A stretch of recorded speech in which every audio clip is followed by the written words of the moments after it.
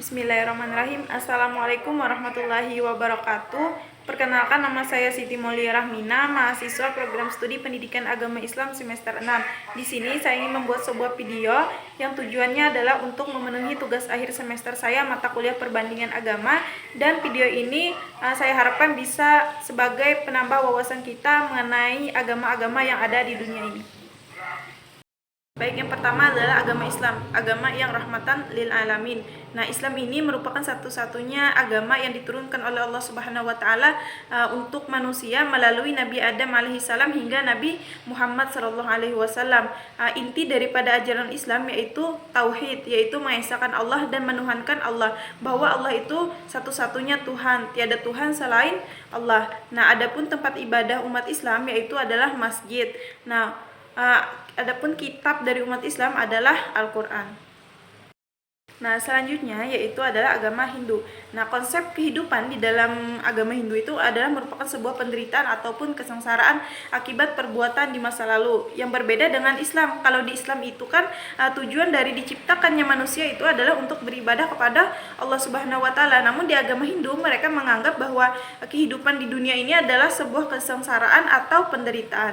Nah, nama kitab di dalam agama Hindu ini adalah Weda dan tempat ibadahnya adalah Pura. Berbeda lagi dengan konsep kehidupan di dalam agama Buddha. Nah, kalau di agama Buddha itu mereka tidak memiliki Tuhan, tapi mereka memiliki tokoh kepercayaan. Kalau di dalam Islam itu seperti kita memiliki Nabi dan Rasul. Nah, kalau di dalam agama Buddha mereka memiliki tokoh yang mereka percayai. Lahir agama Buddha ini pun dari tokoh yang mereka segani, yang lalu ajaran yang ditulis di dalam kitab hingga berkembang seperti agama seperti itu. Selanjutnya adalah inti dari agama Yahudi. Nah, inti keyakinan penganut agama Yahudi yaitu wujudnya Tuhan yang Maha Esa, pencipta lingkungan kehidupan yang menyelamatkan bangsa Israel dari penindasan di Mesir, menurunkan undang-undang Tuhan atau Torah untuk mereka dan memilih mereka sebagai cahaya untuk manusia sedunia. Adapun kitab mereka adalah Taurat, dan nama tempat ibadah mereka adalah Inagoga.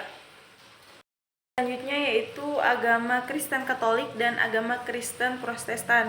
Nah, dua agama ini awalnya adalah satu agama, yaitu namanya agama Katolik saja. Namun karena adanya perbedaan pendapat oleh pemuka agamanya, akhirnya mereka terpecah menjadi dua, yaitu agama Kristen Katolik dan Protestan.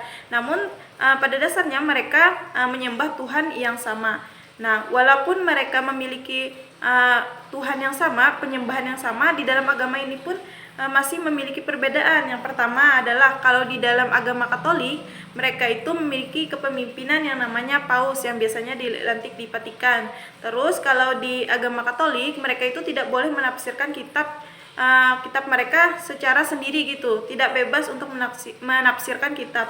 Berbeda dengan Protestan, mereka lebih bebas untuk menafsirkan kitabnya. Nah, dari segi cara rumah ibadah pun mereka terlihat sedikit berbeda. Kalau di agama Katolik, mereka kalau di salibnya biasanya ada Yesusnya atau ada Bunda Marianya. Nah, kalau di Protestan itu tidak ada manusianya di salibnya tersebut.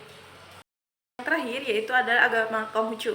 Nah, Konghucu ini pun lahir karena adanya seseorang yang disegani pada zaman itu. Akhirnya mereka mengikuti ajaran orang tersebut, yang mana orang tersebut memiliki etika, moral, sosial kehidupan yang cukup baik menurut mereka.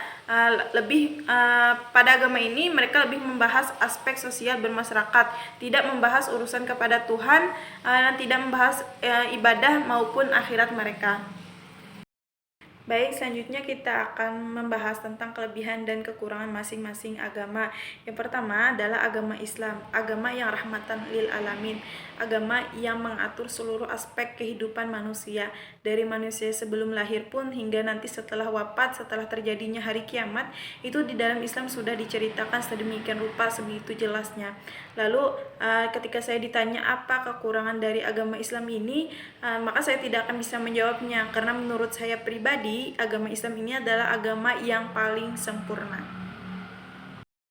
Selanjutnya yaitu kelebihan dan kekurangan dalam agama Hindu. Nah, di dalam agama Hindu itu biasanya dikenal dengan kasta seperti ksatria, waisa, dan lain sebagainya. Nah, konsep ketuhanan di dalam agama Hindu itu pun mereka mempercayai bahwa Tuhan itu ada di mana-mana. Ada yang di sawah, ada yang di lautan, ada yang di sungai, ada di danau, dan lain sebagainya. Nah, orang Hindu pun mempercayai bahwa sebuah kehidupan ini adalah sebuah penderitaan ataupun kesengsaraan. Selanjutnya kita akan bahas tentang kelebihan dan kekurangan dari agama Kristen Katolik dan Kristen Protestan. Nah, kelebihan lain dari agama Kristen ini adalah fleksibilitas dan adaptabilitas terhadap budaya. Mereka tidak seperti agama yang pada umumnya. Kristen modern ini tidak memiliki satu warna yang terkental budaya. Ini memungkinkan mereka bisa beradaptasi Kristen sesuai dengan budaya yang ada di daerah mereka. Nah, adapun kekurangan dari agama ini, mereka adalah konsep Tritunggal yang membingungkan banyak orang dan sering menjadi daerah serangan dari agama lain. Konsep ini memang bukan konsep yang mudah dijelaskan nalar dan banyak orang Kristen sendiri tidak mampu menjelaskannya serta menelannya bulat-bulat sebagai iman yang tidak patut dipertanyakan. Konsep ini pun tidak bisa dibuktikan secara empiris walaupun bisa dibuktikan secara ilmiah. Selanjutnya yaitu kekurangan dan kelebihan dari agama Buddha. Nah, kekurangannya yaitu mereka tidak memiliki Tuhan, tapi mereka memiliki tokoh yang mereka percayai. Akhirnya tokoh itu disegani yang ajarannya ditulis di dalam kitab sehingga berkembang seperti sekarang. Nah, sedangkan kelebihannya mereka itu banyak mengajarkan filsafat kehidupan. Selanjutnya yaitu kekurangan dan kelebihan dari agama Konghucu. Nah, kelebihan daripada agama Konghucu ini dia lebih mengajarkan kepada kita yaitu etika, moral, sosial di dalam kehidupan bermasyarakat. Sedangkan kekurangannya yaitu dia tidak membahas urusan kita kepada Tuhan. Dia tidak membahas tentang ibadah kita, dia tidak membahas tentang akhirat maupun ketuhanan secara metafisik. Dan yang terakhir yaitu bagaimana harusnya sikap umat Islam dalam menghadapi berbagai perbedaan agama yang ada, yaitu harus memiliki dan menanamkan di dalam diri kita yaitu sikap toleransi, sikap saling menghargai antar umat beragama. Nah, di dalam Islam sendiri itu sangat menekankan yang namanya toleransi. Jadi jikalau ada orang Islam yang tidak memiliki sikap toleransi, itu boleh dipertanyakan apakah dia sudah mempelajari Islam dengan sebenar-benarnya, karena di dalam Islam sendiri itu sangat menekankan yang namanya toleransi. Seperti di dalam Quran surah Al-Kafirun itu dijelaskan untukmu agamamu dan untukku agamaku. Nah, artinya silahkan orang lain itu mempercayai agamanya dan kita pun mempercayai agama kita sendiri. Namun di dalam Islam sendiri ada batasan toleransi. Nah, selama toleransi itu tidak merusak akidah kita, berarti toleransi itu tidak masih diperbolehkan seperti itu.